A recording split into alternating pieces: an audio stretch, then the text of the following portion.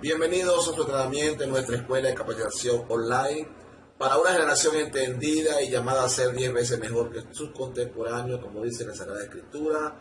En el libro de Juan, capítulo 5, versículo 39, escudriñad las Escrituras porque en ellas parece que está la vida eterna.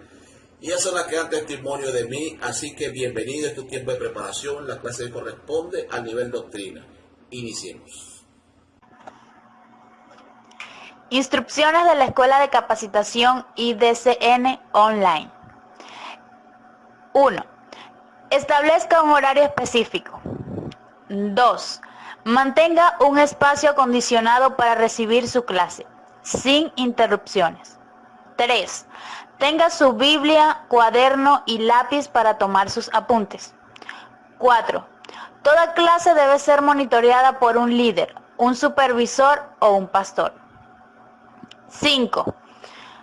Pasar su reporte al líder al momento de recibir su clase, con su número de cédula, nombre, apellido, fecha y hora en que la recibió, y el nombre de quien monitoreó la clase. 6. Hacer la tarea correspondiente a cada clase y entregarla al líder con la mayor prontitud para ser revisada por el pastor Enrique. Bendiciones. Qué bueno poder compartir esta nueva enseñanza de las clases de doctrina, fundamentos que nos consolida como creyentes en Cristo Jesús. Para esta oportunidad quiero enseñarle dos principios bien básicos, dos mandamientos conocidos como los sacramentos de la iglesia. Yo estoy seguro que ya usted ha oído algo de este tema, pero necesitamos recalcar la importancia de estos dos sacramentos dentro de la iglesia del Señor. Recordando pues que los sacramentos son mandamientos y ordenanzas dados por Dios en su oportunidad para el cumplimiento de toda justicia, para el cumplimiento de la palabra profética, y ellas pues hasta el día de hoy tienen fuerza, tienen fundamento y son los que nos dan identidad como creyentes en Cristo Jesús. El primero de ellos, vamos a hablar, cuando hablamos de los sacramentos, hablamos del bautismo y la Santa Cena. Bautismo y Santa Cena. Entonces, primeramente vamos a estudiar lo que implica el bautismo en agua. Bautismo en agua. Para ello vamos a compartirle alguna información a través de la pantalla. Vamos a compartir pantalla y usted pueda... dice acá los sacramentos de la iglesia, basado en el libro de Juan capítulo 1, versículo 33, Mateo 28, versículo 19. Vamos a leer el capítulo 1, versículo 33, que dice: y yo no le conocía, dice Juan, pero el que me envió a bautizar con agua, aquel me dijo: sobre quien vea descender el Espíritu y que permanece sobre él, ese es el que bautiza con el Espíritu Santo. Entonces, primer principio, ¿quién ordena el bautismo en agua? A Juan el Bautista, Dios. Pero le dice que sobre quien vea descender en el bautismo el Espíritu Santo, ese fue el que te envió.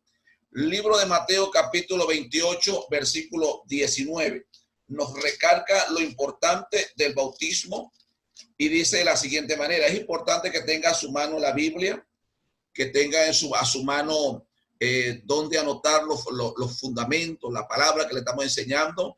Recuerde que las escrituras enseñan: escribe. Lo que usted escribe no se olvida. Es importante tener presente que tenemos que anotar, recordando que en medio de la clase le vamos a asignar una tarea para que pueda reforzar la enseñanza. Libro de Mateo, márquelo en su Biblia, capítulo 28, versículo 19, dice: por tanto, y hacer discípulos. Por tanto, y hacer discípulos a todas las naciones, bautizándole en el nombre del Padre, del Hijo y del Espíritu Santo. Ahí está el primer principio. Dice: y hacer discípulos. Y dice que tenemos que bautizarlo en el nombre del Padre, del Hijo y del Espíritu Santo. Y el libro de Juan que leímos primero, capítulo 1, versículo 30, dice que sobre quien vea descender el Espíritu Santo, ese fue el que te dio la bendición o la autorización para bautizar. Fíjese, Llamamos sacramento a aquellas ceremonias divinamente establecidas y practicadas por la iglesia cristiana. Los sacramentos que guarda la iglesia evangélica son don bautismo y santa cena. ¿Qué significa el bautismo en agua? El bautismo es un término griego que significa baptisma, que implica el proceso de inmersión o sumergirse. El bautismo cristiano en agua fue introducido por Juan el Bautista por mandato de Dios. Lo acabamos de leer, Juan capítulo 1, versículo 33. ¿Cuál es la forma? ¿Cuál es la fórmula? La forma, el bautismo se hace por inmersión, es decir, hay que zambullirlo en las aguas. Eso tiene una implicación profética y tiene un significado. ¿Cuál es la fórmula? El bautismo se ministra por mandato del Señor Jesucristo en el nombre del Padre, del Hijo y del Espíritu Santo, honrando la Trinidad, la Santísima Trinidad. Entonces, cuando hablamos del bautismo, estamos hablando de que el Señor nos manda a bautizar en agua. Implica inmersión, sumergirlo en el agua. Implica que no es por aspersión. ¿Por qué? Porque eso tiene un significado. Cuando alguien es bautizado en las aguas, tiene que ver con la muerte y resurrección de Cristo. Es decir, por eso cuando lo bautizamos en agua, usted hace una declaración pública. Una declaración pública dice que muero para el mundo y vivo para Cristo. Es decir, es un acto profético donde yo determino vivir, morir para esta vida mundana y levantarse en una vida en Cristo. Por eso dice el libro de 2 de Corintios 5:17, de modo que si alguno está en Cristo, nueva criatura, y las cosas ya pasaron, aquí todas son hechas nuevas. Entonces, el bautismo implica muerte, muerte al pecado, muerte a la vida pasada y el nacimiento a una nueva vida. En ese nacimiento a una nueva vida hay una declaración profética donde usted es activado en el propósito eterno. Entonces, requisito para ser un cristiano, y cuando la gente se bautiza, le estoy diciendo, me estoy afirmando como cristiano, me estoy afirmando como creyente, estoy adquiriendo un compromiso con Dios y un compromiso con la iglesia del Señor. Es decir, es sumamente necesario y es un acto personal y voluntario. Usted no puede bautizarse porque lo obligue, usted se bautiza porque su anhelo es servir al Señor. Su anhelo es caminar con Cristo. Su anhelo es mantenerse en integridad. Su anhelo es mantenerse en santidad. Su anhelo es comprometerse de tal manera que usted pueda ser un instrumento de bendición. Recuerde que cuando el Señor fue bautizado en las aguas, se inició el ministerio. Dice la Escritura en el libro de Mateo, capítulo 3:17. Dice que cuando Jesús fue bautizado en las aguas, dice que los cielos se abrieron. Se oyó una voz en los cielos que decía, este es mi hijo amado en el cual tengo complacencia. Es decir, hubo la manifestación de la Trinidad de Dios. Dios se manifestó como el Dios Padre. Se manifiesta Dios Hijo, bautizándose en las aguas. Pero se manifiesta de forma corporal una paloma que representa el Espíritu Santo. Entonces, cuando alguien se bautiza en agua, es más allá de un mandamiento, es más allá de una obediencia, es más allá, es poder comprender que es una activación ministerial. Dios te introduce, te inserta en su cuerpo para dar cumplimiento a una función, a una asignación divina. Y es por ello que el Padre se revela como esa cobertura, pero también el Hijo, que es el que te brinda salvación y vida eterna. Y el Espíritu Santo que te da la investidura para caminar en el propósito eterno. Por eso dice, como le decía, hubo una voz en los cielos que decía, este es mi hijo amado en el que tengo complacencia. Es decir, Dios se complace cuando usted obedece la Escritura. Dios se complace cuando usted obedece la palabra. Y el mandamiento del bautismo es un acto de obediencia. Si yo estoy en mis plenas facultades, puedo bautizarme porque es un acto y me preparo. Recuerde que el bautismo no me bautizo simplemente por bautizarme. Me bautizo porque ya estoy comprometido, ya soy salvo, tengo a Cristo, quiero servir al Señor, quiero ser equipado en el propósito. Entonces entro en un proceso de capacitación, entro en un proceso de orientación, de equipamiento, de tal manera que yo pueda caminar bautizado en Cristo para el cumplimiento de mi llamamiento, bautizado en Cristo para el cumplimiento de mi propósito. Recuerde, lo que no hace el bautismo no hace al hombre un cristiano. Usted se bautiza porque ya es cristiano.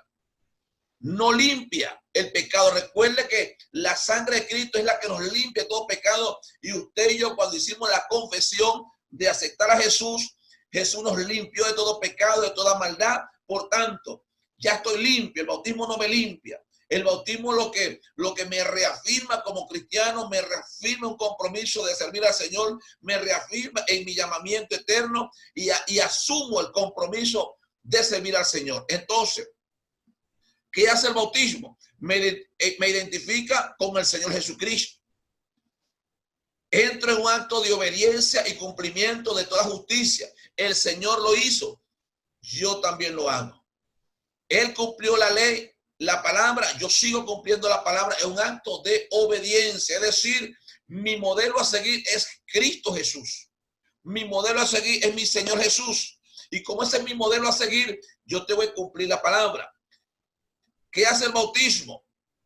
Me identifica con su muerte. Es decir, cuando yo me bautizo, es un acto profético donde digo, muero para el mundo, vivo para Cristo. Es decir, el hombre viejo muere a sus delitos y pecados y se levanta un hombre nuevo, renacido en la palabra, en el conocimiento, en la revelación, en el entendimiento para caminar en el propósito eterno. Es decir, me identifico con su muerte al ser sumergido en las aguas, pero también me identifico en su resurrección cuando soy sacado de las aguas.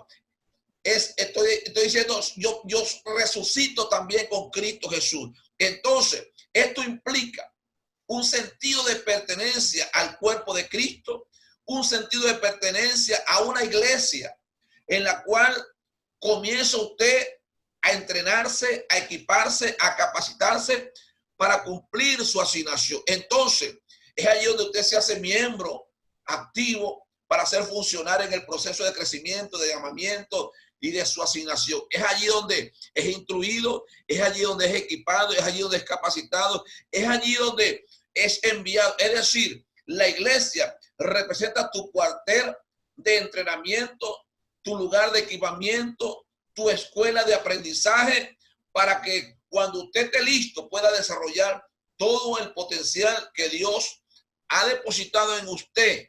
En ese bautismo, recuerde que en ese bautismo hay una administración de un pastor, de alguien que hace posible este bautismo. Y en esa administración hay una transferencia, hay una palabra profética, hay una activación. De tal manera que cuando usted se bautiza y sale esas aguas, usted sale desafiado a cumplir la asignación que Dios le ha entregado. Seguimos. Bautismo de niños. La Biblia no presenta un solo caso de bautismo de niño. Por lo tanto, la iglesia como tal no lo practica porque es antibíblico. Recuerde que nos bautizamos y representa muerte. ¿Muerte a qué? A mi pecado, a mi maldad, a mi vida antigua, a mi vida pasada. Un niño no tiene pecado, tiene inocencia, no ha tenido esa contaminación de pecado. A diferencia del hombre que ha caminado. Recuerda que Jesús se bautizó a los 30 años.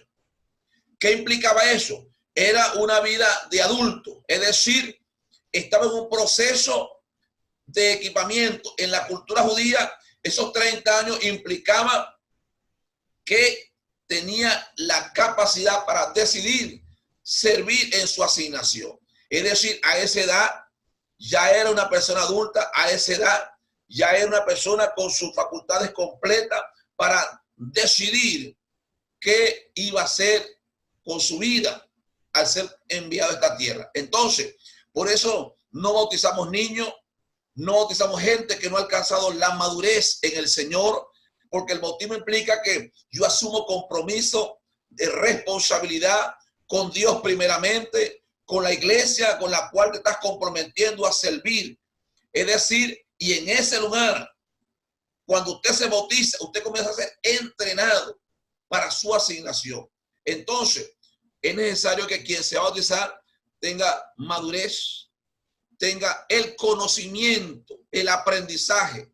Es decir, no podemos bautizar a alguien neófito que no está claro por qué se está bautizando. Debe bautizarse a alguien que conoce la palabra, que conoce la escritura, que sabe orar, que sabe los principios fundamentales, que está desarrollando una intimidad con el Señor. Recuerde que esto es una relación de intimidad. Y en esa relación de intimidad, en la medida que voy creciendo, voy desarrollando habilidades, voy desarrollando capacidades. Y recuerde que esto es simbólico. Es simbólico. Tiene que ver con una simbología que representa muerte, resurrección y una nueva vida en Cristo Jesús.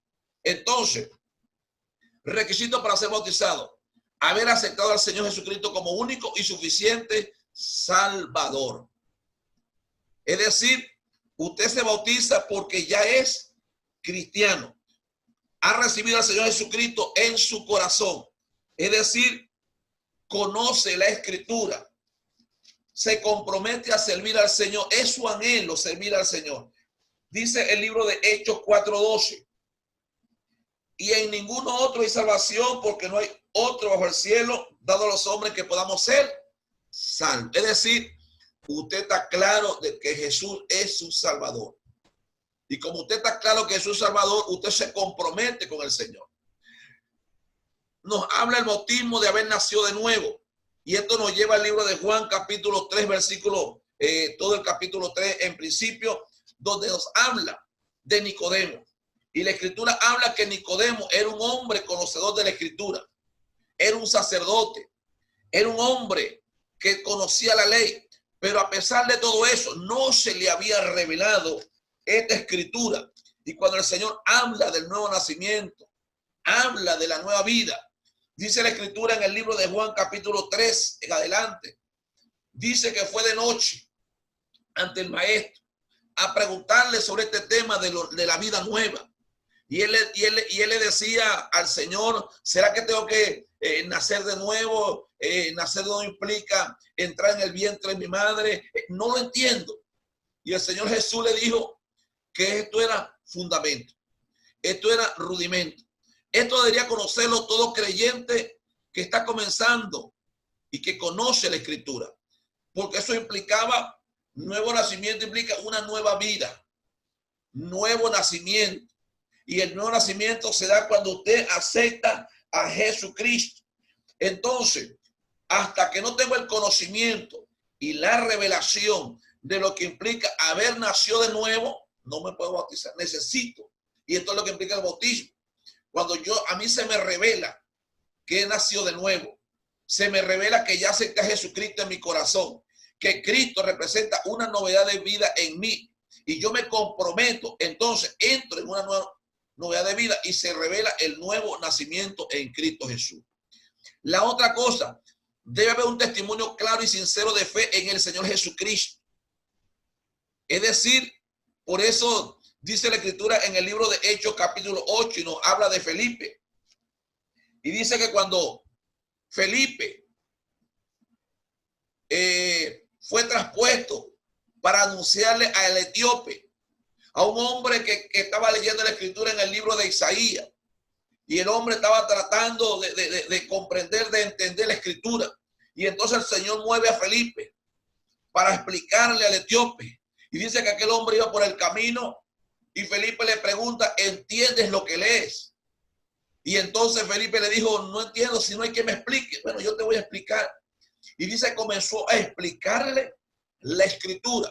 Y cuando le explicó la escritura y él entendió que se le reveló la palabra, entró luz a su vida y comenzó a entender que Jesús era el Salvador del mundo, que él necesitaba un encuentro personal con el Señor Jesucristo y que era necesario comenzar una novedad de vida.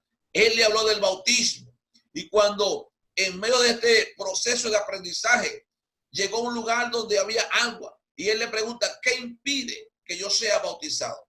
¿Por qué? Porque le enseñó la escritura, le reveló los principios, entendió la nueva novedad en vida en Cristo Jesús. entendió que Jesús era el Salvador y que al aceptarlo, su vida tenía que cambiar y entrar en un compromiso. Y es allí donde el etíope decide bautizarse en agua. Entonces, reconocer el bautismo como un acto de obediencia y compromiso con el Señor, pero a la vez como un acto voluntario. Es decir, usted no puede hacer eso por obligación, tiene que hacerlo porque le nace del corazón, porque anhela. Mire, todo creyente en Cristo que ha nacido de nuevo desea bautizarse en agua, porque implica un compromiso público con el Señor, un compromiso público con la iglesia del Señor. Entonces, esto implica, mi amado hermano, que esto, al bautizarse en las aguas, también hay ciertos privilegios. Entre los privilegios, número uno, satisfacción de cumplir la voluntad de Dios. No hay mayor satisfacción que usted sabe que estoy obedeciendo y cumpliendo la perfecta voluntad del Señor. Número dos, constituye al creyente en miembro en plena comunión de una iglesia local. Es decir, que cuando alguien se bautiza, recibe la aceptación y la bendición de ser parte de una membresía local dentro de una congregación. Y en ese lugar es donde usted se va a equipar, se va a preparar, va a crecer, va a ser formado, va a ser enviado al ministerio. Es decir, pero es necesario que yo comprenda en mi caminar que al serme miembro en plena comunión, tengo responsabilidades, tengo compromiso.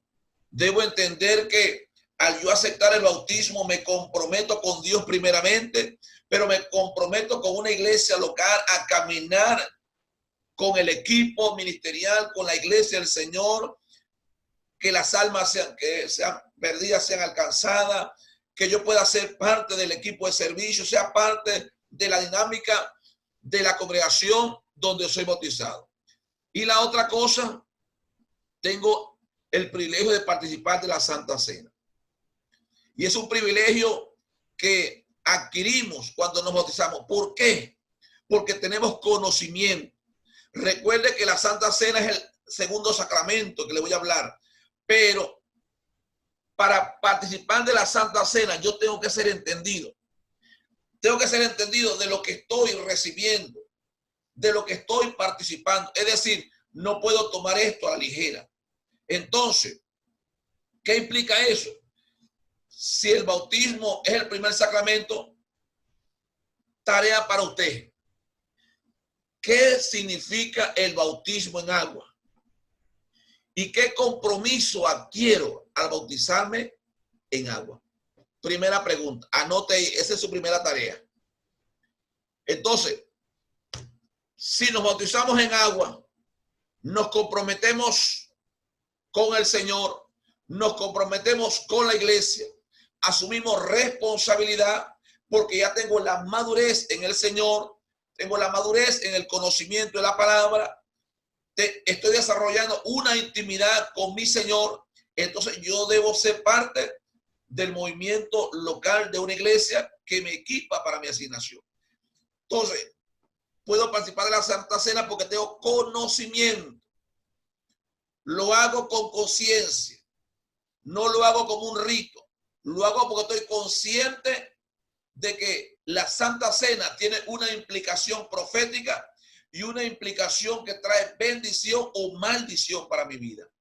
Entonces, vamos al segundo sacramento, la Santa Cena. ¿Qué es la Santa Cena? La Santa Cena consiste en la participación de los elementos, el pan y el fruto de la vid, el vino, como expresión simbólica de la obra salvadora de nuestro Señor Jesucristo y en memoria de Él. Es decir, participo de estos elementos, pero también traigo a memoria que Cristo viene a buscar una iglesia redimida, santa, que se guarda en integridad, que se guarda en pureza, que se guarda en fe y que permanece firme en su asignación. ¿Cuándo se instituyó la Santa Cena? La Santa Cena fue instituida en el contexto de la Pascua judía por el Señor Jesucristo. Es decir, antes de su muerte, en el contexto, en la semana de la Pascua, el Señor estaba reunido con los discípulos y entonces mandó a celebrar la Santa Cena. Dice el libro de Mateo 26, 20 al 30. Cuando llegó la noche, se sentó a la mesa con los 12 y mientras comían dijo: de cierto os digo que uno de vosotros me va a entregar. Y entristecidos en gran manera comenzó a cada uno de ellos a decirle: ¿soy yo, Señor? Entonces él respondió, dijo: el que meta la mano conmigo en el plato, ese me va a entregar. A la verdad, el Hijo del Hombre, según está escrito de él, mas hay de aquel hombre por el quien el Hijo del Hombre es entregado.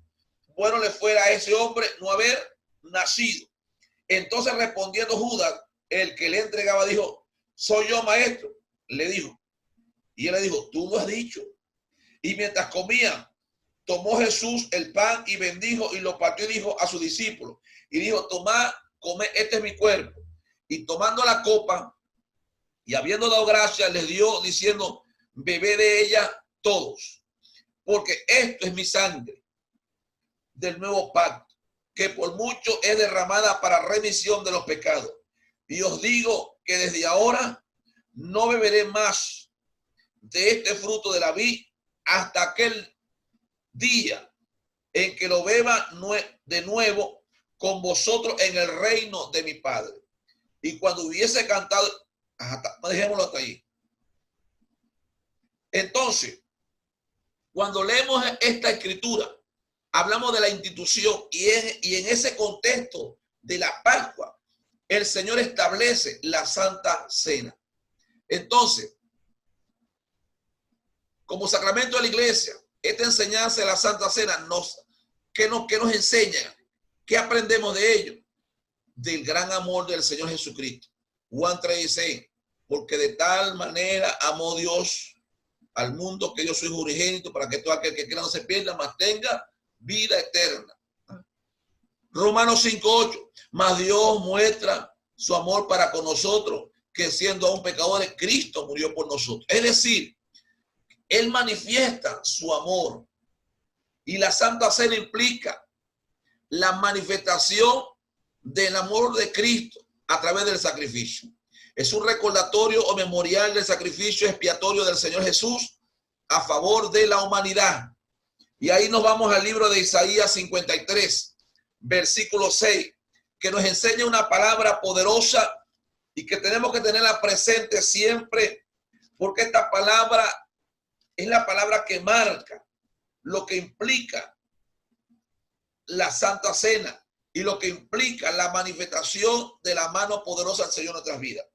53:6 dice: todos nosotros nos descarriamos como ovejas, cada cual se apartó por su camino, mas Jehová cargó en él el pecado de todos nosotros. Isaías 53 profetiza de la vida del Señor Jesucristo y profetiza de que él llevaría el pecado de la humanidad. Y es allí donde en ese memorial nos trae a memoria que él llevó nuestros pecados en la cruz del Calvario. Él dijo que la celebrásemos en su memoria. Cada vez que participamos de él, traemos a memoria que el Señor viene a levantar una iglesia redimida, una iglesia santa, una iglesia que se ha guardado en integridad, una iglesia que permanece en fe, una iglesia que permanece firme. Y cada vez que participamos de la cena del Señor, le estamos diciendo a nuestro Señor Jesucristo, a nuestro Dios, estamos esperando el levantamiento de una iglesia que se ha guardado en pureza, en santidad, en integridad para Él, como una novia que espera al novio. Es decir, nos habla de comunión. Comunión entre los creyentes, pues todos participan del mismo pan y de la misma copa. Es una comunión, es una intimidad, es una relación. Entonces, no es simplemente participar por participar, es participar que estos elementos nos dan una implicación profética y una bendición que trae sanidad, que trae liberación, que trae protección, que trae resguardo, que nos santifica. Comunión con el Señor, pues su cena y la celebramos en memoria suya. nos habla de la venida del Señor Jesucristo. Pues Él dijo que no la tomaría más hasta aquel día que la tomara con nosotros en el reino de su Padre. Entonces, ¿qué nos indica eso? Que esto nos trae memoria, memorial, recordatorio de que el Señor allá en los cielos celebraremos una vez más la cena del Señor con todos los redimidos que caminaron, que se guardaron en santidad para el Señor. Entonces, el apóstol Pablo dijo que cada vez que celebramos la Santa Cena, la muerte del Señor anunciamos hasta que Él venga. 1 Corintios 11:26. Entonces, la cena del Señor tenemos que tomarla con responsabilidad. La cena del Señor, dos elementos se conjugan ahí. El pan, que representa el cuerpo del Señor. La Biblia dice en el libro de Isaías 53 que se hizo como una llaga. Es decir, sufrió el castigo de nuestra paz. Vamos a leerlo. Tome su Biblia, búsquelo allí, Isaías 53. Mire cómo dice. Versículo 3. Despreciado y desechado entre los hombres, varón de dolores, experimentado en quebranto, como que escondimos de él su rostro, fue menospreciado y no lo estimamos. Ciertamente llevó en nuestras enfermedades, sufrió nuestros dolores. Nosotros le tuvimos por azotado, por herido de Dios y abatido, mas él fue herido por nuestras rebeliones, molido por nuestros pecados. El castigo de nuestra paz fue sobre él y por su llaga fuimos nosotros curados. ¿Qué elementos se conjuga en la Santa Cena? El pan, el cuerpo de Cristo, que implica que en él llevó nuestro pecado, por su cuerpo y por su llaga somos sanados. Por eso cuando participamos del pan, tenemos que ser ministrados en nuestro cuerpo, que recibimos sanidad, que recibimos fortaleza, que recibimos vigor en nuestras vidas, y que cada vez que comemos de ese pan tenemos que recordar el Calvario, tenemos que recordar la cruz de Cristo, tenemos que recordar que el Señor se entregó en nuestro lugar para que nosotros recibiésemos la sanidad en nuestro cuerpo, el vigor en nuestras vidas. Pero también nos habla del vino, y el vino representa la sangre del pacto, la sangre del nuevo pacto. Recuerde que digo, esta es la sangre del nuevo pacto. Cuando hablamos de la sangre del nuevo pacto, estamos hablando del detonante espiritual que trae santificación, que trae redención, pero a su vez que trae protección divina. La sangre nos limpia de día en día, nos santifica, de tal manera que usted y yo todos los días del mundo tenemos que apelar a la sangre de Cristo. Es la sangre de Cristo a través de la cual el Señor nos hace libre. Vámonos al libro de Primera de Juan, capítulo 1. Búsquelo allí, porque esto es una escuela y como escuela usted tiene que tener la escritura y debe saber que la palabra es la que da luz. La palabra que nos revela los misterios. Es la palabra la que nos enseña. Primera de Pedro, capítulo 1, versículo 11, nos enseña algo sumamente poderoso. Versículo 1. Vamos a leer. Vamos a leer versículo 1:7. Dice, pero si andamos en luz, como Él está en luz, tenemos comunión unos con otros. La sangre de Jesucristo, su Hijo, nos limpia de todo pecado. Si decimos que no tenemos pecado, nos engañamos a nosotros mismos y la verdad no está en nosotros. Si confesamos nuestros pecados diariamente, Él es fiel y justo para perdonar nuestros pecados y limpiarnos de toda maldad. Si decimos que no hemos pecado, le hacemos a Él mentiroso y su palabra no está en nosotros. Es decir, diariamente usted y yo tenemos que apelar a la sangre del pacto, el detonante espiritual que trae liberación, que trae santificación, que trae protección divina. Recuerde que usted y yo somos santos por su sangre, es la que nos limpia. Entonces, Y esa sangre está vigente hasta el día de hoy. Es a través de la sangre que el Señor nos mira santo, nos mira puro, nos mira. Por eso usted tiene que cubrirse con la sangre de Cristo, lavarse en la sangre de Cristo, honrar y bendecir la sangre de Cristo, que es lo que lo mantiene santo para el Señor. Entonces, requisito para tomar la sangre de Cristo, la Santa Cena, ser redimido por la sangre de Cristo, del Señor Jesucristo. Eso implica haber aceptado a Jesús en su corazón. Estar en plena comunión con la iglesia, es decir, usted tiene que estar en integridad, en santidad, en comunión con la iglesia del Señor, con los hijos de Dios, con los creyentes. Examinarse a sí mismo. El salmista David le dijo al Señor, examina mi corazón, examina mi vida, que no haya camino de perversidad. Es decir, usted tiene que estar seguro que usted está limpio, que usted está santo, que usted está puro, que no hay condenación en usted. Por eso 1 Corintios capítulo 11, en el capítulo 11 versículo 26 dice, así que todas las veces que comieses este pan y bebieres esta copa, la muerte del Señor anunciáis hasta que Él venga. De manera que cualquiera que coma este pan o beba esta copa del Señor indignamente será culpable del cuerpo y de la sangre del Señor. Por tanto, pruébese cada uno a sí mismo y coma así del pan y beba de la copa. Porque el que come y bebe indignamente, sin discernir el cuerpo del Señor, juicio come y bebe para sí. Es decir, yo tengo que estar asegurado y debo examinarme.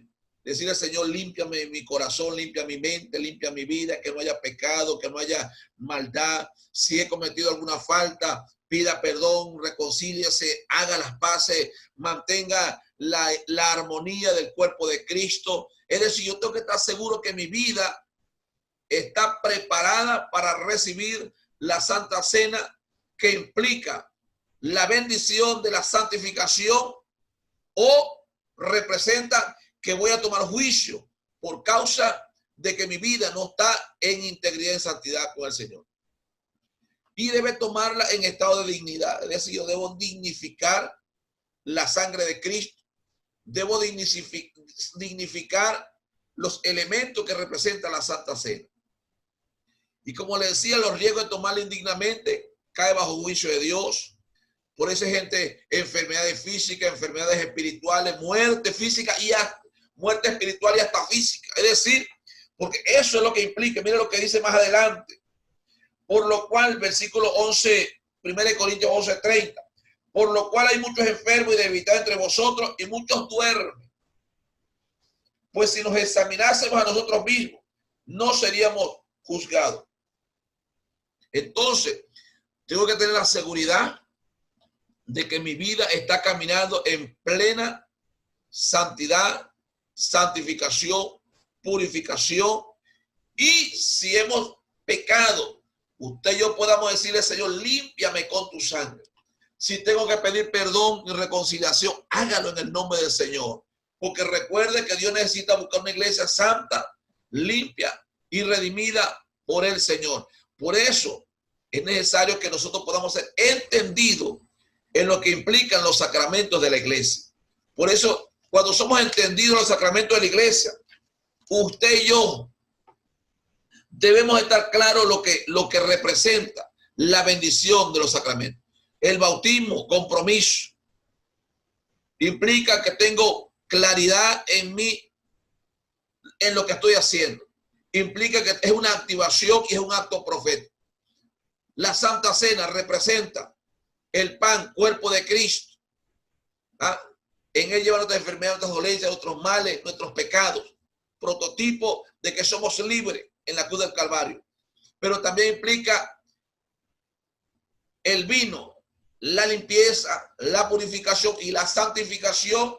Y es el detonante espiritual que trae protección divina, que trae santificación, que trae purificación y que trae bendición para mi vida. Entonces, cuando vemos todo esto, esto nos debe llamar a reflexión. Tarea para sus ratos libres. La tarea. ¿Qué significa el pan? ¿Qué significa el vino? ¿Qué implica estos dos sacramentos? Bautismo y Santa Cena. Entonces, una enseñanza muy sencilla y muy práctica, pero son principios sumamente poderosos que la iglesia debe guardar y debe cumplir. Entonces, no puedo tomarlos a la ligera, ni el bautismo ni la Santa Cena. Recuerde que son mandamientos establecidos por el Señor, y como son mandamientos establecidos por el Señor, implica que llevan seriedad. Debo tomarlo en un estado de madurez espiritual. Debo tomarlo en el compromiso que representa la palabra en mi vida a través de los sacramentos. Entonces, el bautismo debo hacerlo con responsabilidad. No debo hacerlo a la ligera. No debo hacerlo sin conocimiento. Debo hacerlo aceptando lo que representa y los compromisos que implican ello. La Santa Cena de la misma manera. Es decir, por eso cuando hablamos de que la Santa Cena la practicamos entre los que se han bautizado, es porque ya saben el compromiso, la responsabilidad y lo que representa la enseñanza en nuestras vidas. Por eso, cuando decimos en la iglesia, vamos a participar de la Santa Cena, y le decimos a mucha gente, si usted no es bautizado, por favor espere, siéntese, es porque lo más probable es que esa gente que no es bautizado no tiene el conocimiento, no tiene el compromiso, y lo estamos exponiendo a juicio. Mas el que está entendido sabe que lo está tomando con conciencia de que implica un acto profético de santificación, un compromiso y un entendimiento de que está preparado si el Señor viene, lo vaya haciendo lo que Él lo mandó a hacer. Entonces, terminando esta enseñanza, les dejo este principio: bautismo y Santa Cena.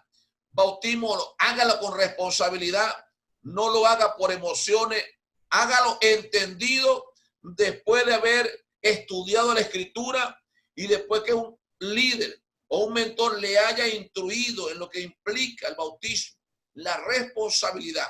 Pero también la Santa Cena, hágalo entendido en saber que hay momentos en que usted sabe que no está apto. Es preferible abstenerse que hacer algo que usted sabe que le puede acarrear juicio y condenación. Entonces yo tengo que estar seguro que estos dos mandamientos deben traer bendición para mi vida, deben edificarme y debo ser fortalecido en el Señor.